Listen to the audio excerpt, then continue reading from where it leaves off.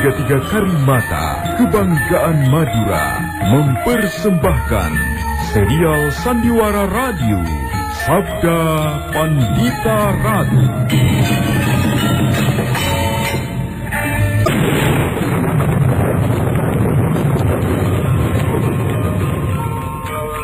Sabda Pandita Ratu. Naskah ditulis oleh Pondra Swasti Langit, diolah oleh Agung Bahrodi, didukung oleh artis-artis terkemuka Ferry Fadli, Eli Ermawati, M. Abud, Ivone Rose, dan lain-lain. Teknik dan montase Ibing Arifin, dengan sutradara Dian Pertiwi.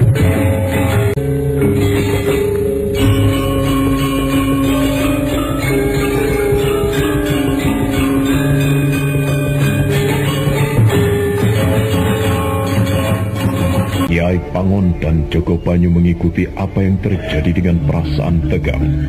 Badrawati nampak mempermainkan ujung cambuknya dengan tangan kiri, sedang tangan kanannya siap mengayunkan. Sementara di arah timur rumah Kitoh Jali yang terbakar semakin berkobar. Kitoh Jali yang baru saja datang berteriak-teriak kehilangan kendali melihat keadaan rumahnya.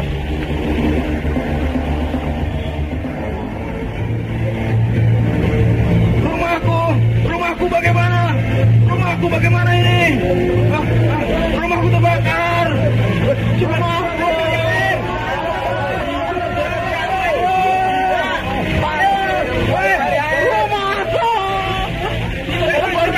Aku harus masuk, tidak. Aku harus masuk.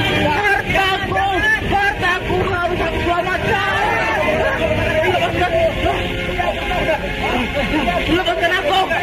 Lepaskan aku. Kataku harus selamatkan. Kita bokang yang belum terbakar itu. Adi Joko Banyu, bagaimana Kiai? Kau pergilah, beritahu para pemuda, suruh mereka menyalakan oncor mengepung tempat ini. Ya. Aku akan tetap berada di sini dan terus mengamati apa yang dilakukan orang-orang itu. Baik Kiai Bangon. Agak cepat. Iya. Kekacauan terjadi di rumah Kitoh Jali yang terbakar. Beberapa orang berusaha sekuat tenaga untuk memadamkan api. Dua buah tiang saka yang berdiri terpaksa diambrukkan untuk mencegah api menjalar ke bagian belakang. Sementara Kiai Pangon dari persembunyiannya terus memperhatikan apa yang terjadi dengan cermat.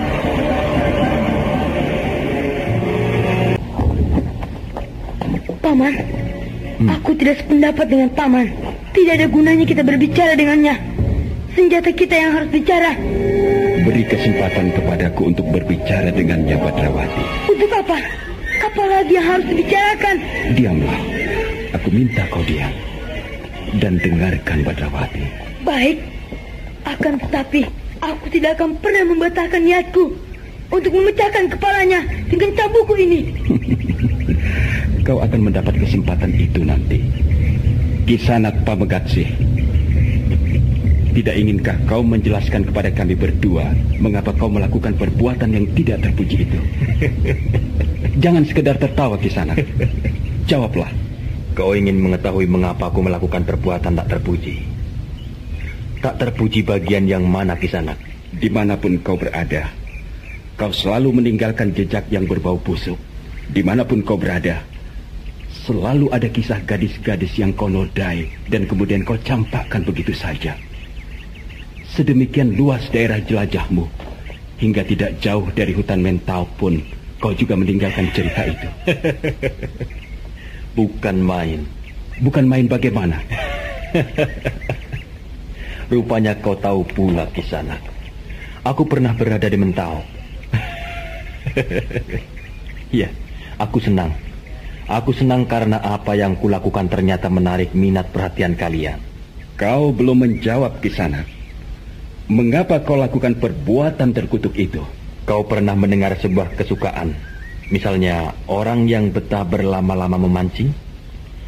Jika kau tanyakan kepada mereka, maka jawabnya adalah senang.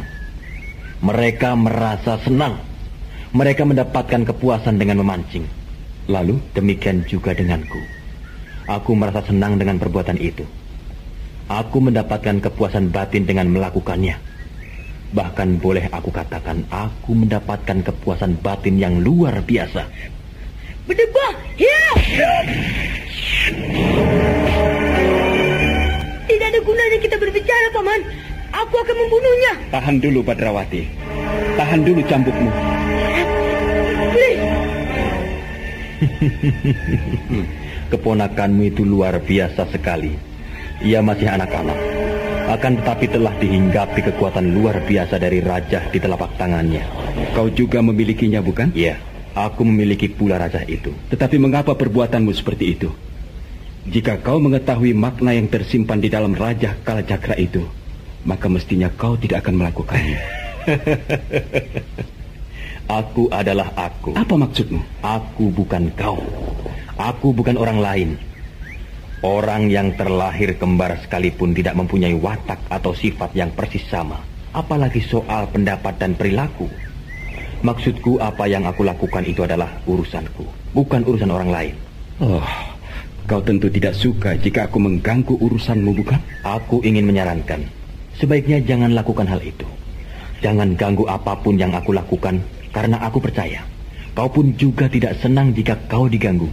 Aneh sekali. Kau tidak mau diganggu oleh orang lain.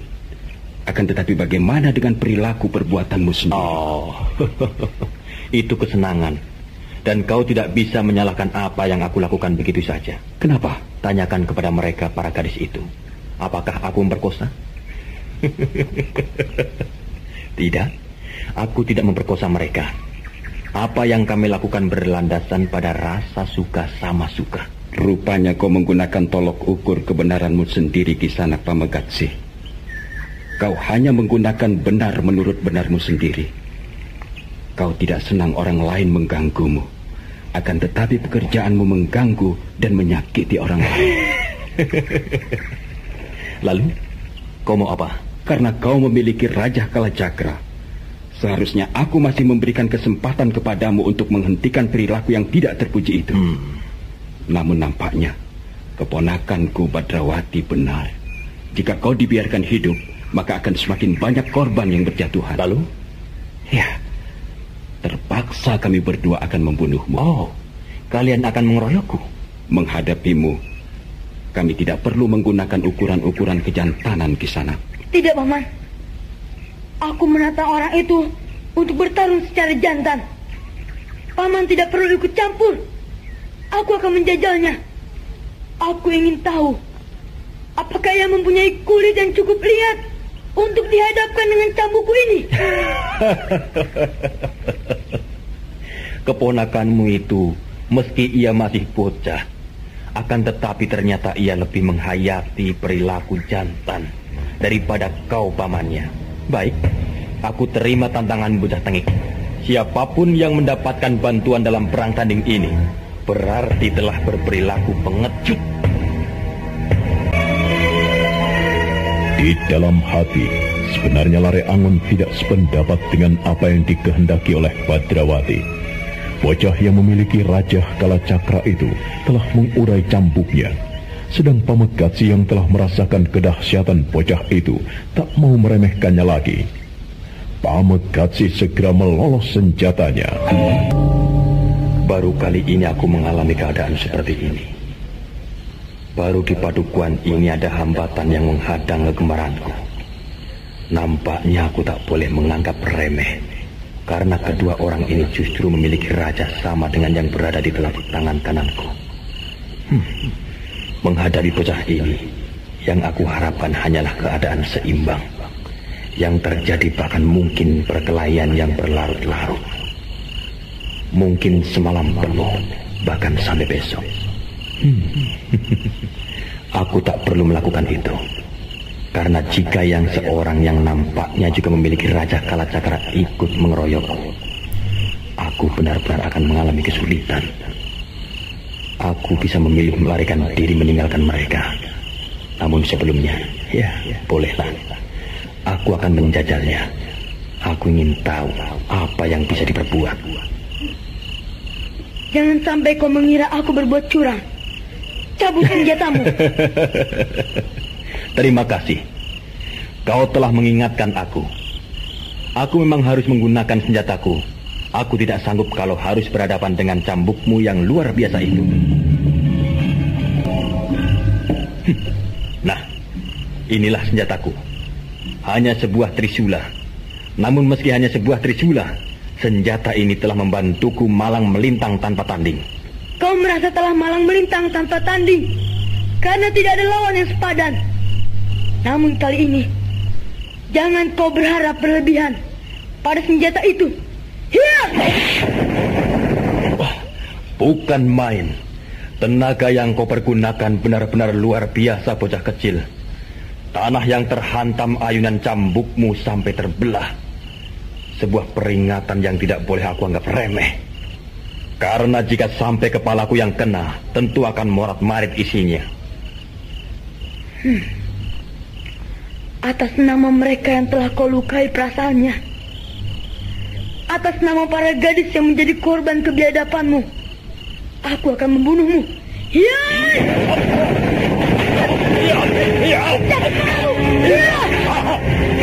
Angkat kepalamu,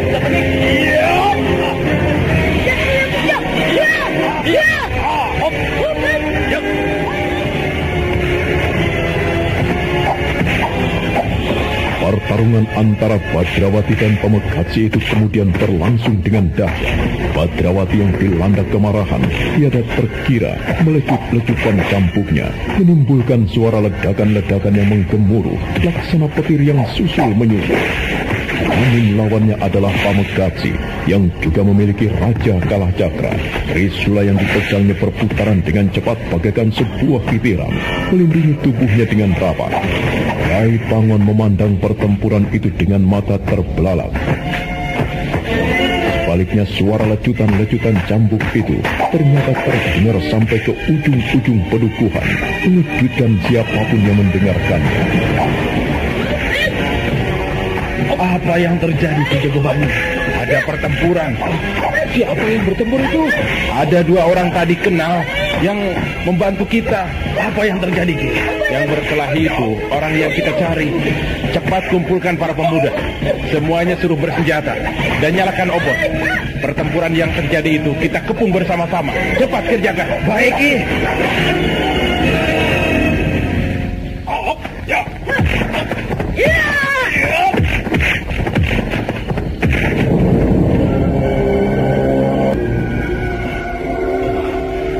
Gila. Kaki bocah itu berhasil nyelonong menggedor dadaku. Apa rasanya? Ia masih bocah, tetapi sungguh sepak terjangnya sangat berbahaya. Cambuknya itu yang ternyata sangat menimbulkan kesulitan. Senjata itu sangat lentur dan bahkan bisa melucutku dari arah belakang. Demi setan naras, sudah cukup aku bermain-main. Sebaiknya aku segera meninggalkannya. Jika yang seorang itu ikut menerjunkan diri mengeroyokku, aku benar-benar akan celaka. Paman Layangun, aku tahu apa yang sudah dipikirkan oleh kepala itu. Dia sedang mencari kemungkinan untuk dapat melarikan diri, Paman. Tolong bantu jaga agar dia tidak menggunakan kemungkinan itu, Paman. Jangan khawatir, Badrawati. Aku akan menjaganya. Warat, bocah itu seperti mampu menebak apapun yang sedang aku pikirkan. Ayo rambut putih, pusatkan perhatianmu dalam perang tanding ini. Kau boleh malang melintang mengumbar kegemaranmu. Kalau kau bisa melangkahi mayatku, jangan simpan sumpah serapah hanya dalam hati. Tak perlu sungkan-sungkan. Kalau kau ingin misuh, misuhlah. Keparat. Bagus. Kedengarannya menyenangkan sekali. Iya. Badrawati benar-benar tidak merasa sungkan untuk menggenjot kekuatannya sampai ke puncak. Hal itu membuat Pamekatsih kewalahan. Apalagi jangkauan cambuk itu ternyata jauh lebih panjang daripada trisula yang dipegangnya. Sementara beberapa orang pemuda bersenjata dan memegang obor telah melaksanakan perintah Kiai Pangon mengepung pertempuran itu dengan rapat.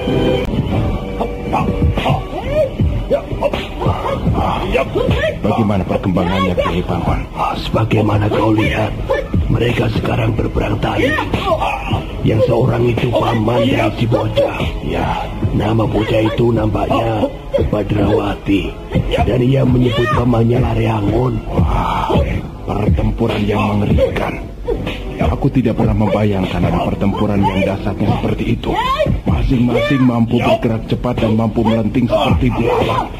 Wah, apa yang bisa kita lakukan?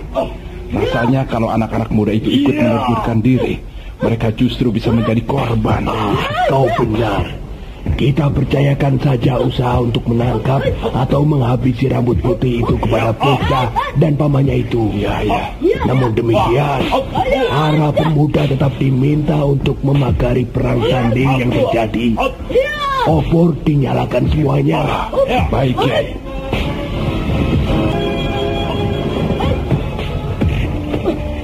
Wah, bukan main.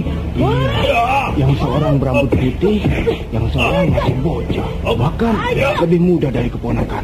Mengapa mereka bertempur? Tanyakan saja pada mereka. Suruh berhenti dulu perkelahiannya. Ngawur mo. Sayang sekali. Mereka bergerak terlalu cepat, sehingga aku sulit melihat wajahnya. Terutama aku ingin mengetahui seperti apa wajah orang yang berambut putih itu. Mampus kau! Barat, iya.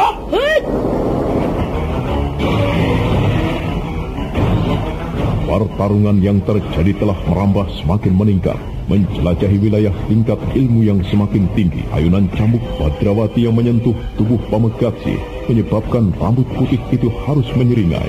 Namun sebaliknya, sentuhan dari Trisula yang mampu menggapai tubuh Badrawati menyebabkan bocah itu juga harus merasakan sakit. Kedua orang yang mengadu uletnya otot itu saling melenting dan mengambil jarak. Napas mereka tersengal-sengal.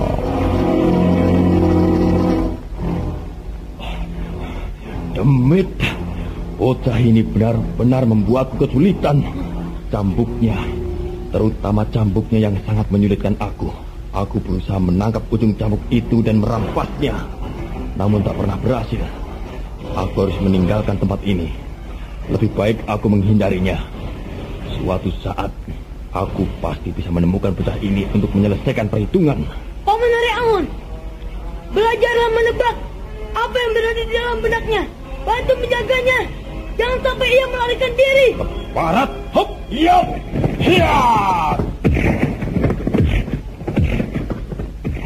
Barat, kau ikut mengeroyokku. Tidak, Kisanak Pamegatsi. Aku tidak bermaksud mengeroyok. Aku hanya berusaha mencegah kau melarikan diri dari tempat ini. Gila, aku bunuh kau. Iya. Aku pecahkan kepalamu. Iya. Iblis, kalau kau menyadari, kaulah sebenarnya yang iblis itu, Kisanak Pamegatsi. Pengecut. Paman, dia milikku. Paman jangan mengambil alih pertarungan ini. Ayo Pamegatsi, kita lanjutkan perkelahian kita. Dan buang pikiran untuk mencoba melarikan diri dari tempat ini. Kalau kau bisa membunuhku, maka kau boleh malang melintang sesukamu. Sebaliknya, jangan salahkan aku kalau kau yang justru akan terbunuh di sini. Iblis! Kaulah iblis. Bunuh dia! Bunuh dia! Bunuh iblis itu!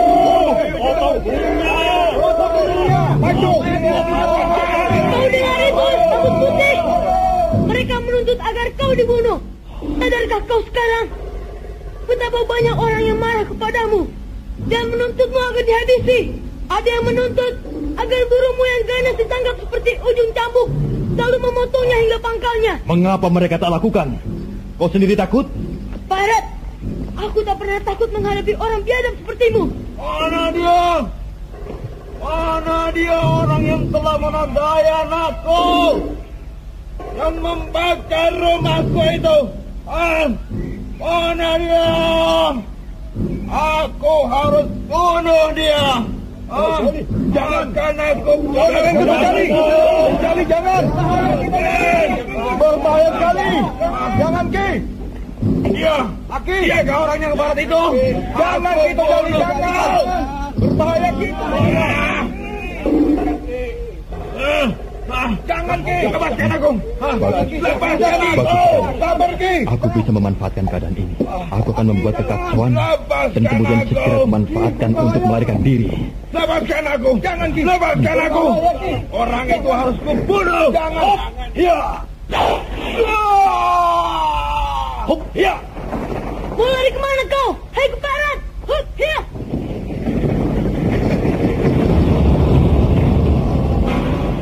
Apa yang terjadi berlangsung dengan sangat cepat.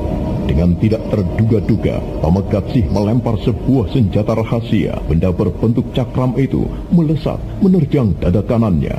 Kitoh Jali terputar dan ambruk, sementara Badrawati segera mengejar Pamekatsih yang melarikan diri. Are Angon juga ingin mengejarnya, tetapi perhatiannya lebih tertuju kepada Kitoh Jali. Dia segera memeriksanya.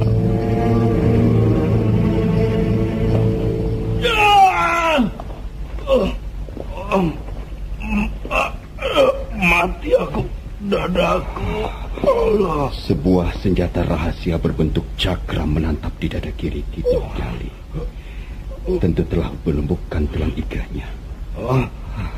Mati aku. Mati aku. Tahan Kisanak. Aku akan mencabut cakram ini dari dadamu.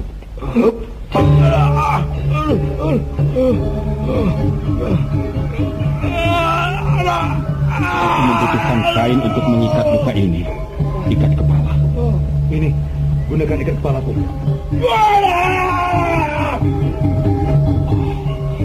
Dia pingsan. Aku harus mengunci beberapa simpul saraf serta aliran darahnya agar orang ini tidak kehabisan darah.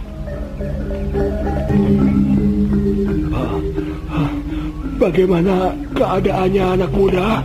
Luka orang ini cukup parah, Paman. Menurutku ia membutuhkan perawatan yang sebaik-baiknya dan secermatnya. Lukanya telah mematahkan sebuah tulang iga, dan aku sudah meletakkan kembali pada tempat yang seharusnya, Paman. Terima kasih. Iya, silakan orang ini dibawa dengan menggunakan tanduk. Nanti jika urusanku dengan pemetik kembang itu selesai, Iya. aku akan kembali dan mencoba untuk mengobatinya. Iya. Namaku Pangon, anak muda. Kau boleh menyebutku Paman Pangon. Namamu Lareangon, bukan? Benar, Paman.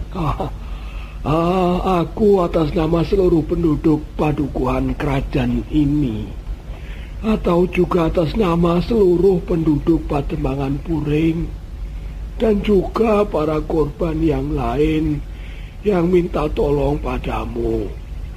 Karena kau dan keponakanmu yang luar biasa itu, yang nampaknya bisa menghadapi sepak terjang rambut putih itu, tolong bunuh dia. Hentikan sepak terjang perbuatannya. Doakan semoga kami berdua mampu, Paman. Iya. Orang itu terbang dia. Wah, bukan terbang. Dia meloncat. Iya, meloncat seperti terbang ya. Sudah. Kalian semua jangan bingung. Segera buat sebuah tandu. Kita gotong Kitoh Jali ini ke pendopo kerajaan. Dengan cekatan, para pemuda segera membuat tandu dari bambu. Kitoh Jali yang pingsan itu kemudian mereka gotong beramai-ramai menuju ke pendopo padukuhan kerajaan, di mana tempat itu para gadis dan orang tua berkumpul untuk menjaga jangan sampai dijamah sang pemetik kembang. Sementara itu, Badrawati dan Pamekatsih terus berkejaran. Dengan cambuknya, Badrawati menggait kaki Pamekatsih.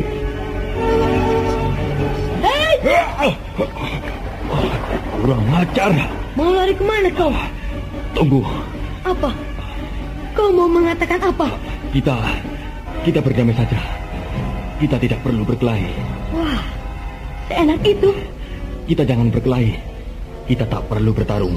Kita sama-sama memiliki Raja Kalacakra. Kita tak perlu melakukan hal itu. Aku berjanji. Apa janjimu? Aku tidak akan mengganggu para gadis Kademangan ini. Aku akan meninggalkan tempat ini. Kau pikir aku akan menyetujui gagasanmu itu? Bodoh sekali kalau aku bisa kau tipu, Pamekatsih. Meski kau memiliki Raja Kalacakra, aku tak peduli. Tak ada yang mengatakan sesama pemilik Raja Kalacakra untuk tidak saling membunuh. Ayo, angkat kembali trisulamu. Hadapi aku lagi. Leh, dengarlah. Apa? Kau salah mengatakan. Sesama pemilik Raja Kalacakra boleh saling membunuh. Kau keliru.